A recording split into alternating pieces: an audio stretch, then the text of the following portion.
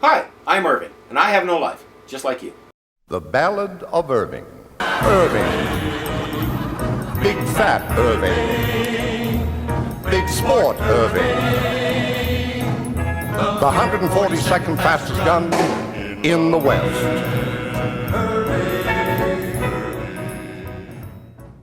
I made another mistake. Well, sort of. I played this game before I even heard of the two previous games, Road to Hill 30 and Earned in Blood. Since the Brothers in Arms series is an ongoing story, a lot of stuff didn't make sense. I really liked the game in spite of that, so I looked around for the other two games. We've already covered that story. After that, I came back to this game, and it was even better now because I not only knew what was going on, I knew these men and I knew why a lot of things were happening. That's the biggest difference between the Brothers in Arms series and other World War II game series. You get to follow the same guys from one game to the next, see how they develop, which ones turn into deep, lifelong friendships, who hates who and why. In other words, you learn to care about these guys. It's the kind of thing that makes a good novel or movie. It has a good story that also makes you give a hoot about the people involved. By the time you get to Hell's Highway, you really want to see what's going to happen to these guys. Who's going to survive, how they're dealing with the deaths of their friends in the previous games, and especially how Sergeant Matt Baker, the main character, is dealing with the massive load of guilt he carries. It has all the shoot 'em up of a good World War II game, but it also has real people that you get to know and like. Well, you like most of them. There are a few jerks in the mix, which kind of makes it like that other thing. What's it called? Oh yeah, real life. Okay. The first game in the series, Brothers in Arms Road to Hill 30, follows Matt Baker as he leads his squad of 13 men, known affectionately as Baker's Dozen, parachuting into German-occupied France in coordination with the historic landings of D-Day. You carry out various missions, but in the course of doing them, two of your guys are killed under mysterious circumstances. They were being led by a guy named Leggett, and when you find him, he seems fairly incoherent about what happened. At the end of the game, Leggett quite literally stands up during a battle and screams at the Germans, "You want me? Then take me!" Of course they do, and Leggett gets blown to bits. The game ends shortly after that, so there's no time to explore the implications of everything that you just saw happen. In the second game, you play as newly promoted Sergeant Red Hartsock, who is Baker's best friend and good right arm. Not much is made of the whole Leggett thing. Basically, you see Red coming into his own as a squad leader, getting his ring finger blown off. He comments about how ironic it is that the only married guy in the unit gets his ring finger blown off, and doing his part to secure various parts of France for the Allies to advance toward Germany. The third game, Hell's Highway, follows Baker with Red by his side through an Allied push into Holland known as Operation Market Garden. The idea was to make a huge hole in the German lines in Holland and break open a corridor to the Rhine, setting things up to march straight into Berlin. The soldiers started calling the main corridor they had to punch open Hell's Highway because they lost so many men and the German resistance was so strong. Ultimately, the German defenses turned out to be a lot stronger and better supplied than the Allied commanders thought, and they had to withdraw. It was the last big battle that the Allies would lose in World War II. That's another unique feature of this game. It actually follows a part of the war that the Allies lost. I have to respect that big time. One of the most unique features of the Brothers in Arms series is the use of suppression and flanking tactics. You command various small squads, 2 or 3 men to a squad, and follow what the game calls the 4 Fs. Find them, duh. Fix them, which means have one of your groups put fire on them to keep them from shooting back as much as possible. Flank them, which is having you and or your other group slip around to an exposed side where they're not covered. And finish them, which I hope is self-explanatory. To help you accomplish this, each cluster of enemies has a huge red circle over them. This is their suppression ring or suppression icon. As you and your men put fire on the enemy, the circle gradually changes from red to gray. When it's completely gray, they're fully suppressed and it's more or less safe to move to another position, preferably a flanking one. Naturally, these big red icons serve another unintended purpose. They tell you exactly where the enemy is, so there's pretty much no guesswork involved in the find them part. This huge red dingfod over their heads says, "Shoot here." Now, each game has various difficulty modes, and each one includes a difficulty called Authentic. On Authentic, the big red discs aren't there. So you have to figure out where the bad guys are, try to make an educated guess about when they're suppressed, and generally keep your head down if you like it attached the way it is. Hell's Highway, like the other games, requires you to play clear through it on one of the lower difficulties before you can unlock Authentic mode. I had no problem with that, but I know there are gamers out there who like to go to the hardest version right off the bat. To them I can only say, tough. Just go with it, play through the game once and unlock Authentic. It's worth the effort. You can give your squad 3 basic commands. Go there, shoot there, come here. That's how you carry out the flanking maneuvers. A big improvement over the previous games is the ability to aim a grenade. When you push the appropriate button, a target ring comes up. You use your controls to move it around to approximately where you want the grenade to explode, then throw it. This is nice in theory, and most of the time it works okay. But too often the targeting ring just won't go where you want it to, and you have to spend a lot of time moving it around and trying to get it out from under your feet. It also doesn't take into account things like throwing a grenade through a window, so unless you're careful, the damn thing will bounce right back in your face. Still, it's nice to have that ability. Another new feature is the ability to dig in. When you're near cover, you can hit a button and Matt will crouch behind the cover in such a way that he's completely hidden from the enemy fire. While you're in this position, you can lean up and fire over or around the cover. In the easier modes, you have a small crosshair on the screen to show where you're pointing. In Authentic, you don't have this luxury, so you have to guess where your shots are going. If you're using a machine gun, like the Thompson or the MP40, you can more or less follow the contrails of the bullets, watch where they're hitting, and basically walk your fire over to the enemy you're trying to hit. With single-shot weapons like the M1, forget it. Without that crosshair, you're basically firing blind, and if you hit anything, it's literally a matter of blind luck. Your movement is also limited when you're dug in, which is to say you're pretty well stuck behind whatever cover you're using. A second tap of the button pulls you out of dig-in mode so you can move, but can also expose you to enemy fire.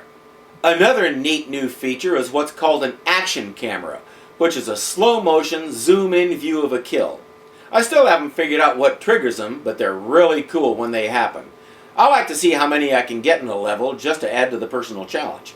Speaking of challenges, we have a couple more of those too. Each level has 2 recon points, areas where you can survey your surroundings and get some idea about where the enemy is and all that. Your map usually shows these when you're getting close to them. Each level also has 3 Kilroys. What's a Kilroy? For some reason, American soldiers who were the first to open up an area and drive the Germans out would write "Kilroy was here" with an odd little drawing on a wall. It became kind of a running gag. The Kilroys are well hidden, and you get some achievements for finding a certain number of them. They're kind of fun, and there are various cheats available to make the game tell you when you're near one. At least that's what I've been told. I haven't tried any of the cheats myself, but I have no problem with those who do. One change I didn't like is the health system. Instead of a health bar or color-coded icon or something like we had in the other games, in this one your screen just turns red. I know that's a fairly common trend in shooter games anymore, but that doesn't mean it doesn't suck. Unlike the other games, where green means I'm okay, yellow means I've taken some hits, and red means I'm in trouble, having my whole screen turn various shades of red doesn't tell me anything. I can't tell how much health I have left, and even worse, it obscures my view so I can't even tell where the fire's coming from that's doing this to me. Check this out.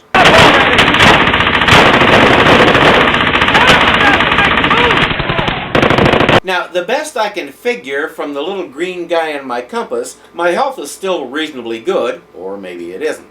It's impossible to tell because the only time you see that figure in the compass is when you're crouched. But even if my health is okay, I can't see anything. So I still have to sit around and wait for the screen to return to its normal colors. It's almost as bad as what they did in Rainbow Six Vegas, where the screen goes blurry as you take hits. If you want to have a game that plays fair, don't mess with my vision. Let me explain something. I usually wear these. They're progressive bifocals, which technically makes them trifocals. Add my own 2 lovely blues, and yes, I officially have 8 eyes. I'm a spider. And these things collect dust and smudges and all the rest, even when I'm playing. So I have a hard enough time seeing what's going on without you guys screwing with my vision even more. Stop it! If I can't see where it's coming from, I can't hide from it. And in Hell's Highway, that's all you can do. No med kits, nothing you can do but sit still and wait for your screen to return to its regular colors. This means that especially in authentic mode, you can expect to spend at least half your time sitting around doing nothing, waiting for your health to restore. It gets boring. It's one of the few things about this game that I really don't like. As with the previous games, your men can be killed during a mission and they'll be back for the next one. The story is excellent. We have a couple of replacements for the guys who were killed in the first game, and they're interesting characters. One is Dawson, a British guy who's helping us out and who, as it turns out, knows the real story about Leggett. Another is Frankie, a 17-year-old kid who looks about 14. Corporal Corian, whom we know from the previous games, is constantly writing Frankie about how he's too young to be here. But Corian has his own issues. He's been passed over for promotion to sergeant 3 times, and he's a little bitter about it. Baker doesn't think he's ready for it, and it becomes a sore spot between the two of them. We begin with a recap of what's happened so far, told from Baker's viewpoint. One clip that we haven't seen before is Matt Baker as a little boy giving his father a .45 automatic pistol in a wooden case. He tells his dad that his mom won't let him keep it. That gun will become a focal point in the story, especially if you listen to Dawson. There's been a trend in some games to start the story somewhere in the middle, and this one is no exception. We see Baker run past a dead girl while trying to find one of his men, but he gets there too late. Red saves him from a German who's sneaking up on him, and then they have to battle their way out of the building they're in. This is basically the control tutorial that gives you a feel for which button does what.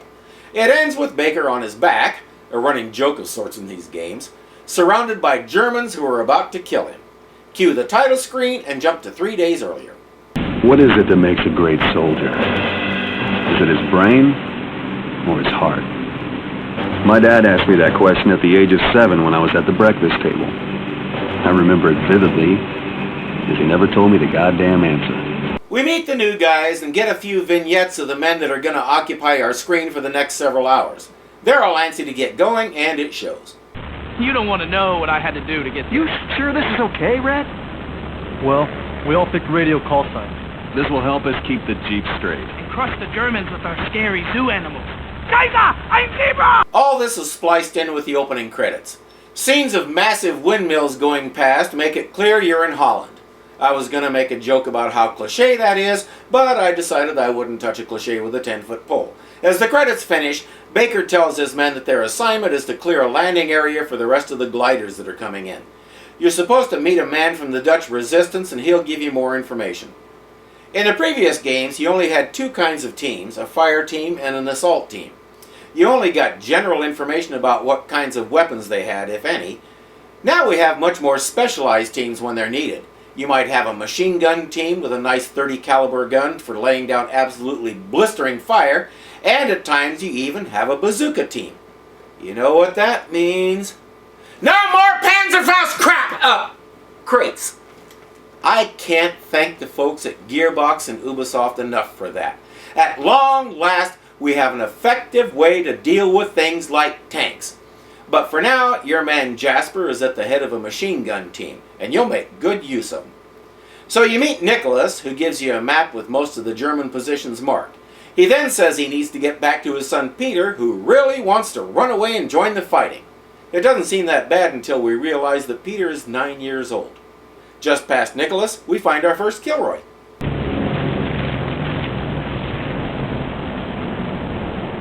It's hard to show this properly because there's a small problem.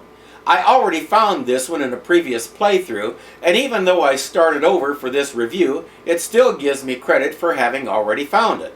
When you find a new one, all you see is the picture. You get a prompt telling you to press a button to find it, and then the words are scribbled under it. It's kind of fun and absolutely meaningless. I love it. Next we come to our first recon point at the top of this windmill.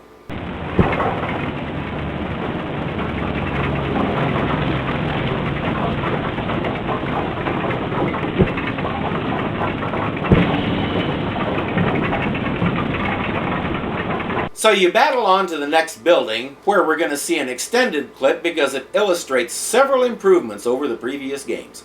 First, notice the digging. I was shielded even from machine gun fire there, but could peek out and fire at the enemy. Second, notice the steady gun sight. I quite agree. Now, here's the weird part. If you're not dug in and just use the iron sight, it's nowhere near that steady. So I use this a lot. Third, see that machine gun nest in the upstairs window? In both of the previous games, you couldn't do anything at all to such a nest. You had to avoid the fire and try to get around it. Somehow, a pile of sandbags was impervious to small arms fire, grenades, and even a tank cannon, and the guys operating the gun were totally protected even when they were looking out to aim at you. No more. As you saw, I was able to take out the gunner with some well-placed shots. My machine gun team was able to suppress them. They behaved exactly like the real thing, right down to dying when I killed them. Fourth, you can now jump over certain obstacles like that wall that I vaulted over. You can do this with almost anything that's in your way, and if you can't, you won't get a prompt to do so. But I really like the fact that I don't have to wait for the prompt. When I reach the wall at a run, I can just hit the jump button and climb over it. Oh yes, fifth, you can actually run. For those things, I want to tell the developers two things. Thank you! And what took you so long? So, we've cleared the Germans out of the front yard. Now comes one of way too many situations where only Baker can go inside.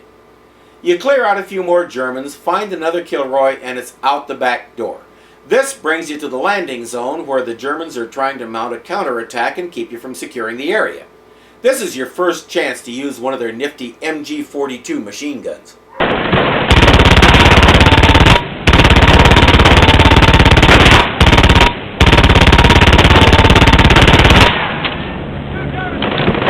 You clear the area, meet up with Mac and Lieutenant Colonel Cole, whom we know from the first game, and Cole asks you to go save some guys who are pinned down in a couple of crashed gliders nearby.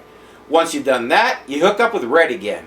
He's having some trouble with Corian, who, as we've noticed, seems to have a chip on his shoulder. We managed to get all of our stuff together after we linked up with Sink. He Tell him about the ordered us Jeep. to follow him to Sun with 506. When we crashed, my Jeep took a beating.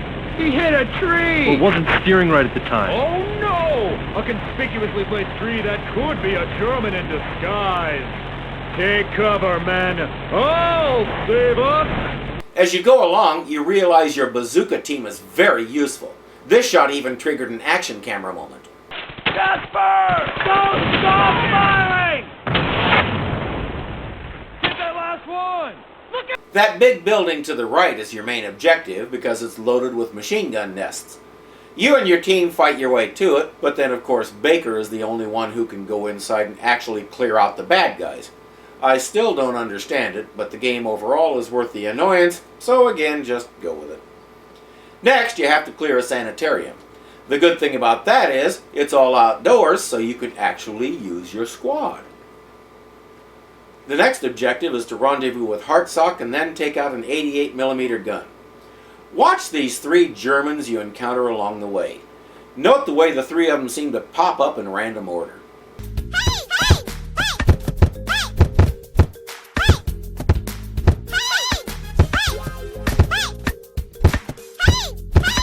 So you hook up with Red and discover that there's a ton of Germans around the 88. The 88 is mobile, which makes it much harder to take out, and you have to cross a river to get to it. You watch a lot of other men go down, and of course Baker gets knocked on his can at least once. Eventually, you take out the Germans and make it to the 88. Now you have to place a satchel charge. Unfortunately, you have no control over the timer on it, so you have to make sure your men are well out of the way, plant it, and run like hell.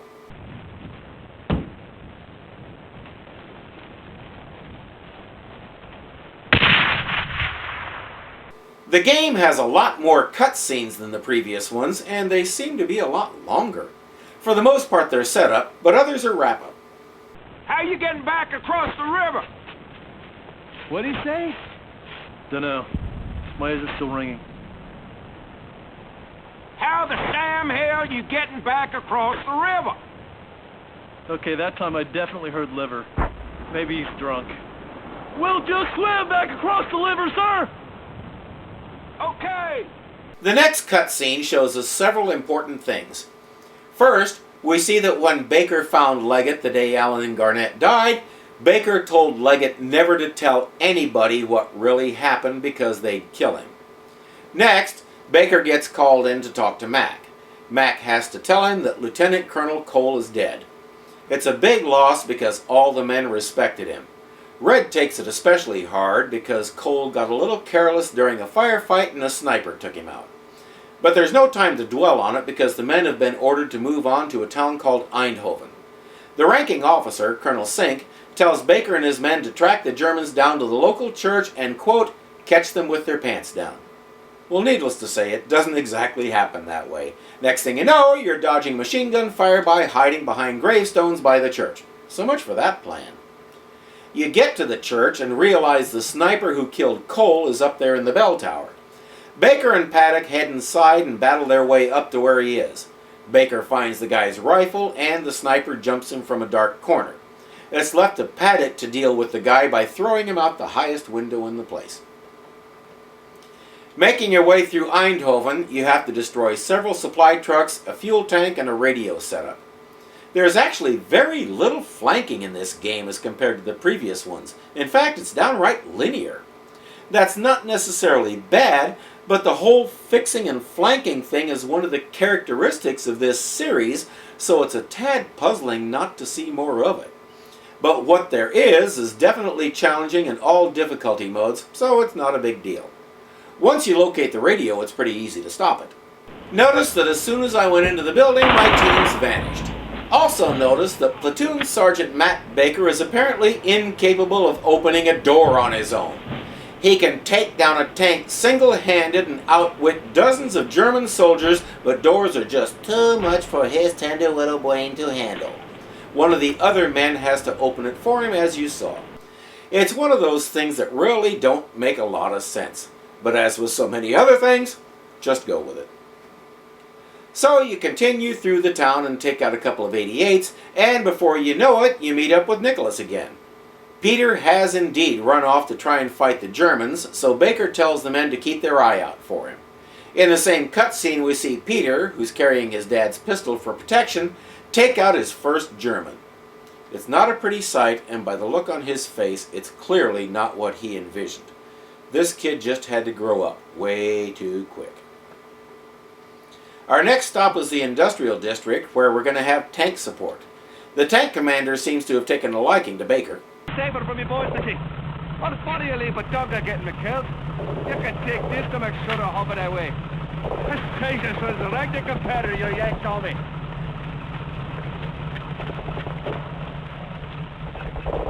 With your new toy, you head into a manufacturing building of some kind and clear it, floor by floor. When you get to the roof, you discover another sniper and take him out. Baker picks up the sniper rifle, and through the scope he sees this.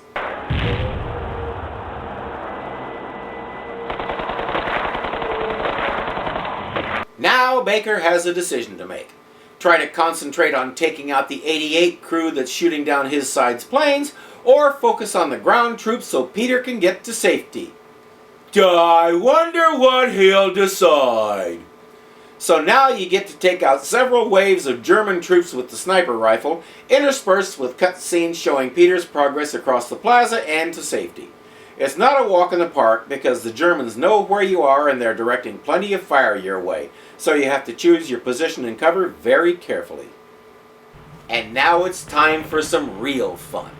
You're driving a tank and your job is to take out no less than 8 German 88 anti-aircraft guns. Naturally, some of the Germans have bazookas, or Panzerschrecks as they're called in German, but they're pretty easy to spot and your tank is pretty tough. If you use the dig in command while in the tank, you'll duck down inside and button up the hatch so the bullets can't hit you. As long as you're careful, you get to blow stuff up to your heart's content. You take out a few more enemies and find Peter in a room scared to death. He doesn't understand what you're saying, and he's so freaked out he doesn't even realize you have an American uniform. Finally, Baker says, "I know Nicholas." That name is all Peter needs to hear. He grabs onto Baker and they exit the building and hitch a ride on one of the tanks, basically parading through the town while the people cheer. Peter spots his father and there's a nice, tearful reunion. Then we get to see what may be the most delightful scene in the whole game.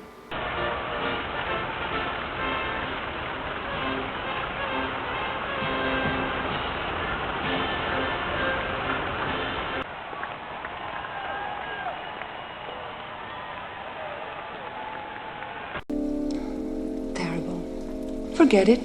We quickly learn that this was Frankie's first kiss.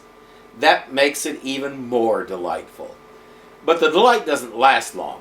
As you saw, there are rumblings of trouble in the midst of all this enjoyment. The support the men were supposed to meet is 2 days late, so they're short-handed and outnumbered despite the latest victory. And Dawson is asking some very uncomfortable questions about Baker's pistol and about Leggett. Later that evening, he gets Baker alone and is confronting him about the secrets Baker is keeping from the men, but before they can pursue the subject further, the Germans hit the town with an air raid. That means troops are coming to retake the town, so it's back to the front lines. Fast. As they get to the fighting, Frankie makes a fateful decision. What the hell are you doing? She's in trouble. I'm faster alone. We'll never get to her as a group. Frankie, she doesn't even speak English. She doesn't have to. If you run after her, And if I don't, then what? Save has been an easy one, but let me save this one. don't. Let me save this one. Just one. Corian is a prophet, because Frankie is the soldier we saw dying at the very beginning of the game. And as we saw, the Germans cut down his girlfriend too. You fight your way through the town until you meet Red and his squad. Marsh has been killed, and Paddock finds something that just about puts Baker over the edge. Peter, killed by a collapsing building. Nicholas is dead too. All the men are overwhelmed by the sheer number of people who need their help, but all they can do is keep moving and try to drive the Germans out again. So suddenly, you're in a bomb shelter. Looking at all the bottles and barrels around you, it looks an awful lot like a wine cellar, but according to your objective, it's a bomb shelter. I guess like a lot of things, it's whatever you need it to be at the time. Baker could use the wine cellar right about now, I think. Your task is to escape from the bomb shelter, which basically means navigating some halls while Peter's dead face haunts you.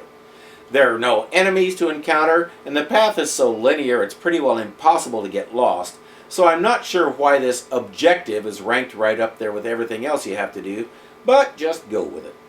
You come to a bombed out block of buildings, and now you get to shoot bad guys again. Continuing on through the town, you find yourself at a plaza where a couple of British soldiers are pinned down. You take out the Germans and rescue them, then head through a burning building. Not the smartest thing to do, or so it seems to me, but that's where the game takes you. As you emerge on the other side, you see this.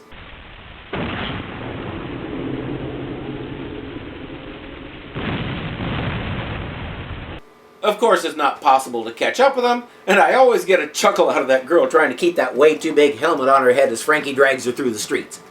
He takes her into a building and Baker follows, just as the entrance collapses to keep the rest of the men from going with him.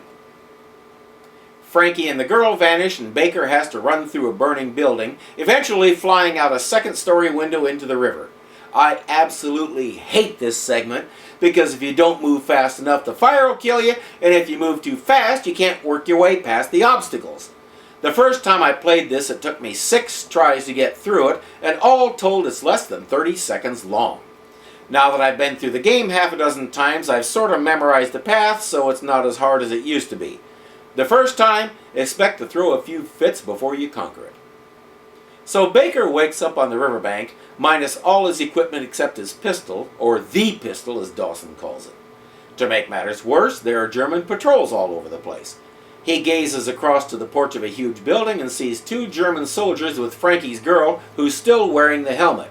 She's trying to get away from him, and one is pulling her toward the door.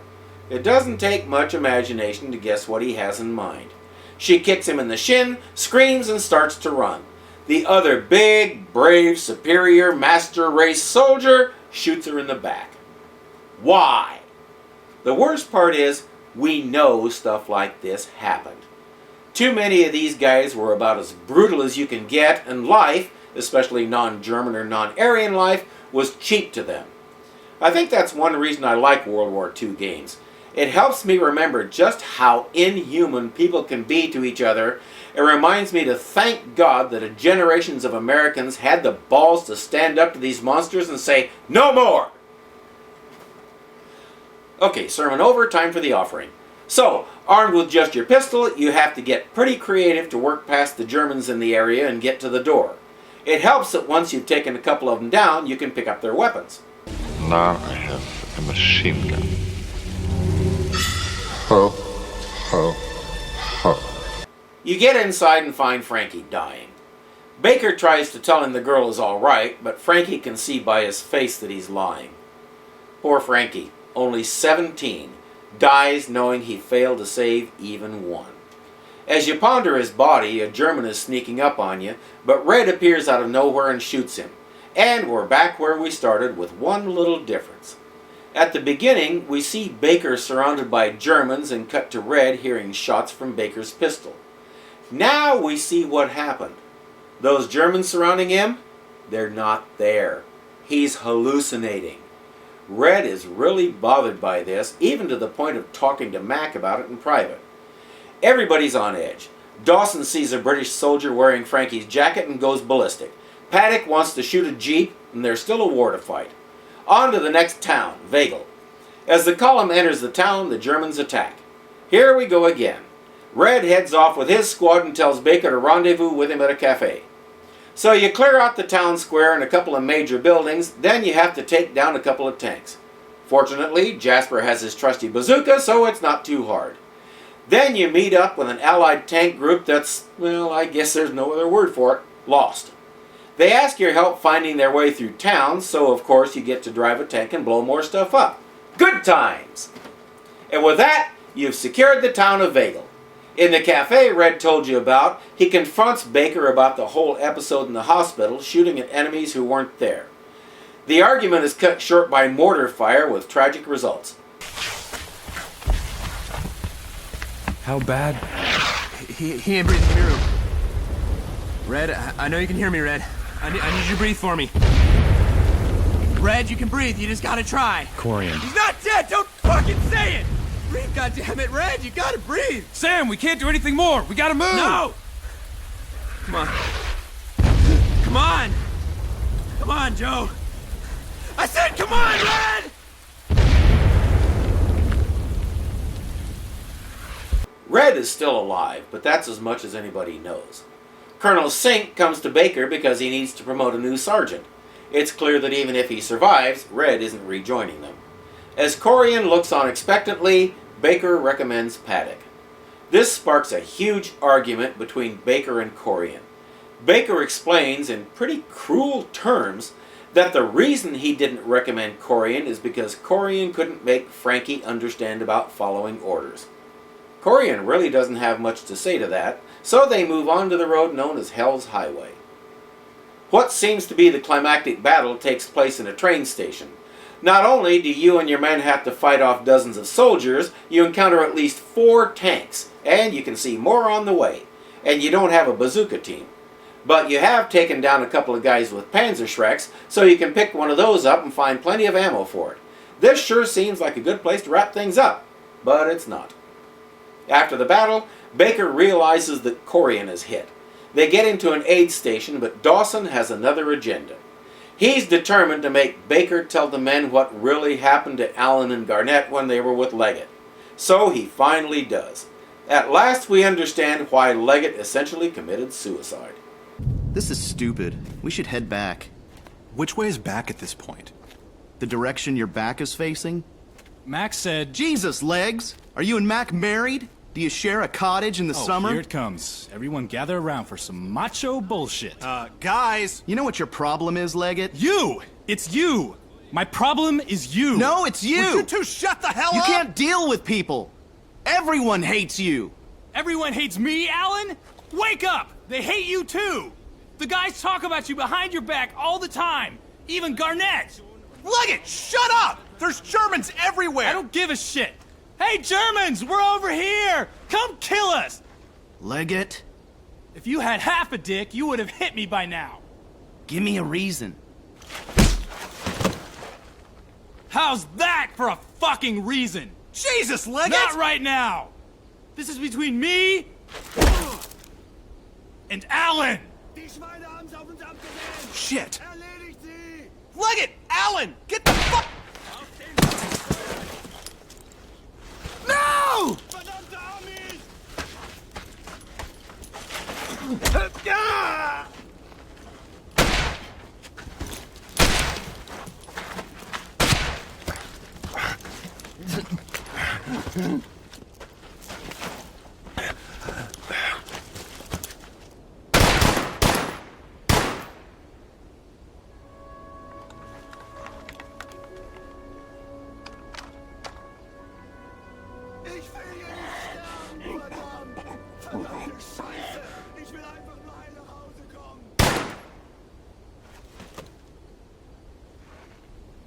I'm sorry, Kevin. Baker! While all this is happening, the Allies are relocating, moving back down Hell's Highway toward Veghel. But naturally, it's not going to be that easy. The Germans have moved reinforcements into the whole area, especially in a town called Covering. So you have to battle your way through them, and you get to drive a tank again.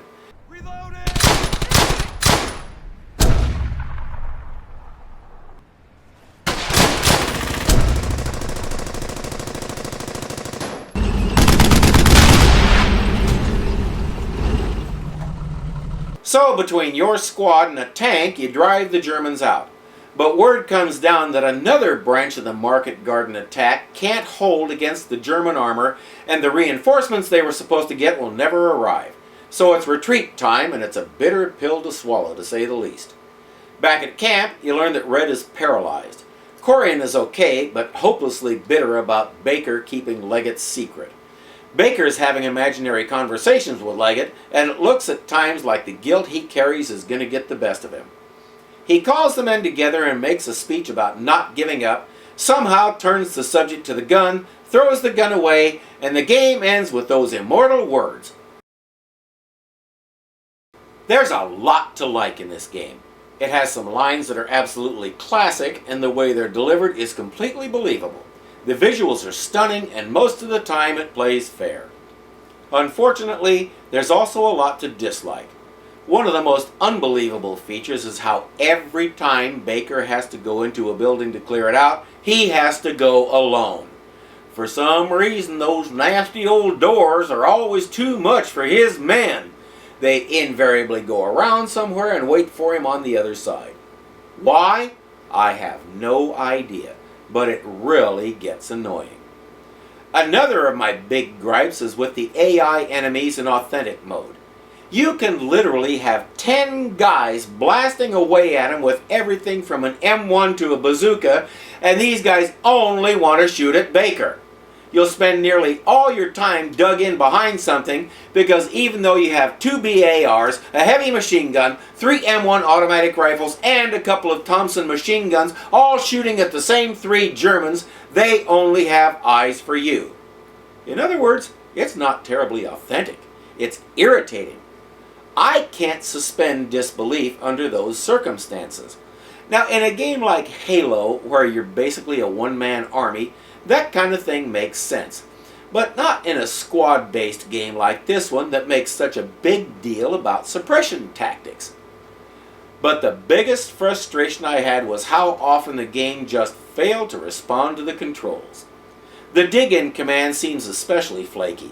Half the time it wouldn't respond and the character would just sit there, and sometimes it would actually make him crouch on the wrong side of the cover, completely exposed to the enemy. Oh, don't try to dig in and reload at the same time because the program is incapable of doing both. And at random times, for no reason, when I was trying to shoot over cover, the dig-in just undid itself and I was standing there in plain sight getting my butt shot off. It was weird. Stuff like that happened a lot, and it made me wonder what kind of quality control was done on this game before they released it. There were way too many glitches like that where the game would just take off in its own direction for a few seconds, just enough to screw up what I was doing. But for all that, I'll definitely play it over and over. As I said, I like these guys. There's enough diversity in the missions to keep my interest, and a couple of times you even get to drive a tank and blast the bad guys to pieces. If you're playing in authentic mode and just can't get past a spot, you can go to the options and change the difficulty on the fly. I haven't seen too many other games that let you do that. It'd be nice if more developers would adopt the idea. The graphics are excellent and so is the sound. This one is a keeper. And I have a message for Ubisoft and Gearbox. Gaze into my eyes. You are getting drowsy. You are coming under my control. You will give me the next game. You will give it to me now. It will be a good game. It will be exciting. It will play fair. It will play well. It will cost very little. You will give it to me now. Nod if you understand. I will count down to 0 and you will awaken remembering nothing of this conversation, but you will give me the next game. Nod if you understand. Good. 3, 2, 1, 0. I'm Irving and I have no life, just like you. Well, finally, Irving got 3 slugs in the belly. It was right outside the Frontier Deli. He was sitting there twirling his gun around, and Butterfingers Irving gunned himself down. Irving. Big fat Irving. Big dum-dum Irving. Big dum-dum dead Irving. The 142nd fastest gun in the West.